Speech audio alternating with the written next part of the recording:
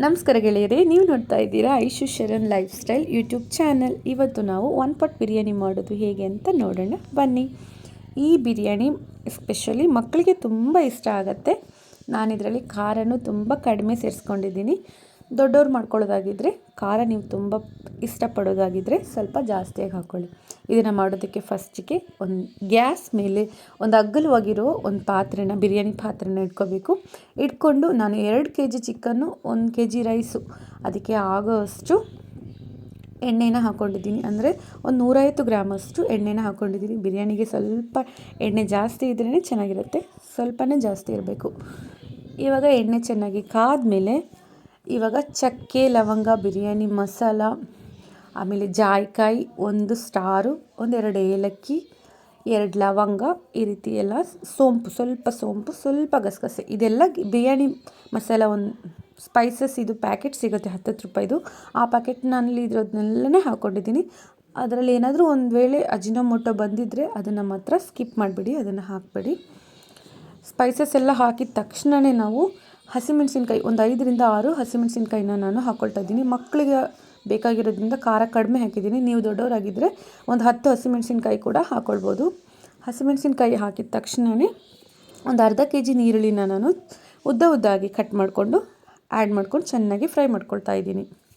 ನೋಡಿ, ನೀರುಳ್ಳಿ ಚೆನ್ನಾಗಿ ಫ್ರೈ ಆಗಬೇಕು, ಈ ರೀತಿ ಟ್ರಾನ್ಸ್ಪರೆಂಟ್ ಆಗಬೇಕು. ಈ ಟೈಮಲ್ಲಿ ನಾವು ಒಂದು ಅರ್ಧ ಟೀ ಸ್ಪೂನಷ್ಟು ಅರಿಶಿನ ಪೌಡರನ್ನ ಹಾಕ್ಕೊಳ್ತಾ ಇದ್ದೀನಿ.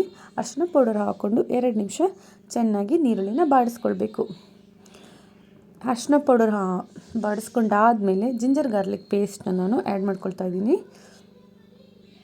ಒಂದು 4 ಸ್ಪೂನಷ್ಟು ಜಿಂಜರ್ ಗಾರ್ಲಿಕ್ ಪೇಸ್ಟನ್ನ ಆ್ಯಡ್ ಮಾಡ್ಕೊಳ್ತಿದ್ದೀನಿ. ಜಿಂಜರ್ ಗಾರ್ಲಿಕ್ ಪೇಸ್ಟ್ ಇದು ಹಸಿ ಸ್ಮೆಲ್ ಹೋಗೋ ತನಕ ಚೆನ್ನಾಗಿ ಫ್ರೈ ಮಾಡ್ಕೋಬೇಕು. ಅಂತ ಹೇಳಿದ್ರೆ ಒಂದು 5 ನಿಮಿಷದಷ್ಟು ಫ್ರೈ ಮಾಡ್ಕೋಬೇಕು. ಒಂದು ಮೀಡಿಯಮ್ ಫ್ಲೇಮಲ್ಲೇ ಇರಬೇಕು. ಜಿಂಜರ್ ಗಾರ್ಲಿಕ್ ಪೇಸ್ಟ್ ಕೂಡ ಸೀದೋಗಬಾರ್ದು, ಕೈ ಆಡಿಸ್ತಾ ಇರಬೇಕು. ಜಿಂಜರ್ ಗಾರ್ಲಿಕ್ ಪೇಸ್ಟ್ ಹಾಕಿ 5 ನಿಮಿಷ ಆದಮೇಲೆ ಇವಾಗ ಸ್ವಲ್ಪ ಪುದೀನಾನ ಹಾಕ್ಕೊಳ್ತಾ ಇದ್ದೀನಿ. ಪುದೀನದಲ್ಲಿ ಅರ್ಧದಷ್ಟು ಪುದೀನಾನ ತೆಗೆದಿಟ್ಕೊಳ್ಳಿ, ಅರ್ಧ ಅಷ್ಟು ಮಾತ್ರ ಹಾಕಿ, ಯಾಕಂದರೆ ಲಾಸ್ಟಿಗೆ ಪುದೀನಾನ ಸ್ವಲ್ಪ ಹಾಕಬೇಕು. ಪುದೀನ ಮಾತ್ರ ಹಾಕೋಬೇಕು, ಕೊತ್ತಂಬರಿ ಸೊಪ್ಪನ್ನ ಹಾಗೆ ಇಟ್ಕೊಳ್ಳಿ. ಇವಾಗ ಪುದೀನ ಚೆನ್ನಾಗಿ ಫ್ರೈ ಆದಮೇಲೆ ಒಂದು 2 ನಿಮಿಷ ಫ್ರೈ ಆದಮೇಲೆ ಟೊಮೆಟೊ ಹಣ್ಣು ಹಾಕ್ಕೊಳ್ತಾ ಇದ್ದೀನಿ. ನಾನು ಟೊಮೆಟೊ ಒಂದು 3/4 kg ಆಗುವಷ್ಟು ತಗೊಂಡು ಹಾಕ್ಕೊಳ್ತಾ ಇದ್ದೀನಿ. ಟೊಮೆಟೊ ಹಣ್ಣು ಚೆನ್ನಾಗಿ ಫ್ರೈ ಆಗಬೇಕು, ಅಂದರೆ ಒಂದು 5 ನಿಮಿಷದ ಕಾಲ ಫ್ರೈ ಆಗ್ತಾಯಿದ್ರೆ ಟೊಮೆಟೊ ಹಣ್ಣು ಚೆನ್ನಾಗಿ ಸಾಫ್ಟ್ ಆಗುತ್ತೆ. ಈ ಟೈಮಲ್ಲಿ ನಾವು ಗರಂ ಮಸಾಲ ಪೌಡರ್ 2 ಸ್ಪೂನಷ್ಟು ಮತ್ತು ಬಿರಿಯಾನಿ ಮಸಾಲ, ನಾವು ಆಲ್ರೆಡಿ ಬಿರಿಯಾನಿ ಮಸಾಲ ಮಾಡಿ ಇಟ್ಕೊಂಡಿದ್ದೀನಿ, ಅದನ್ನು ಒಂದು 2 ಸ್ಪೂನಷ್ಟು ಸೇರಿಸ್ಕೊಳ್ತಾ ಇದ್ದೀನಿ. ಆಮೇಲೆ ರುಚಿಗೆ ತಕ್ಕಷ್ಟು ಉಪ್ಪು, ಗರಂ ಮಸಾಲ 2 ಸ್ಪೂನು ಬಿರಿಯಾನಿ ಮಸಾಲ. ನಿಮಗೇನಾದರೂ ಖಾರ ಬೇಕಾಗಿದ್ದರೆ ಕಾಶ್ಮೀರಿ ರೆಡ್ ಚಿಲ್ಲಿ ಪೌಡರ್ನ ಒಂದು 2 ಸ್ಪೂನು ಸೇರಿಸ್ಕೊಳ್ಬೋದು. ನಾನು ಇದರಲ್ಲಿ ಚಿಲ್ಲಿ ಪೌಡರ್ನ ಸೇರಿಸ್ಕೊಳ್ತಾ ಇಲ್ಲ, ಯಾಕಂದರೆ ನಮ್ಮ ಮನೇಲಿ ನಾನು ಅಮ್ಮನ ಮನೆಗೆ ಬಂದಿದ್ದೀನಿ. ಇಲ್ಲಿ ಮಕ್ಕಳೆಲ್ಲ, ನನ್ನ ತಂಗಿ ಮಕ್ಕಳು, ನನ್ನ ಮಕ್ಕಳೆಲ್ಲ ಇದ್ದಾರೆ. ಮಕ್ಕಳು ತಿನ್ನಬೇಕು, ಮೇಯ್ನಾಗಿ ಇದು ಮಕ್ಳಿಗೆ ಮಾಡ್ತಾಯಿದ್ದೀನಿ. ಹಾಗಾಗಿ ಖಾರನ ಸಂಪೂರ್ಣವಾಗಿ ಸ್ಕಿಪ್ ಮಾಡಿದ್ದೀನಿ. ನಾನು ಖಾರನ ಸೇರಿಸ್ಕೊಂಡೇ ಇಲ್ಲ. ಬಿರಿಯಾನಿ ಮಸಾಲ 2 ಸ್ಪೂನು, 2 ಸ್ಪೂನು ಗರಂ ಮಸಾಲ ಮಾತ್ರ ಆ್ಯಡ್ ಮಾಡ್ಕೊಂಡಿದ್ದೀನಿ.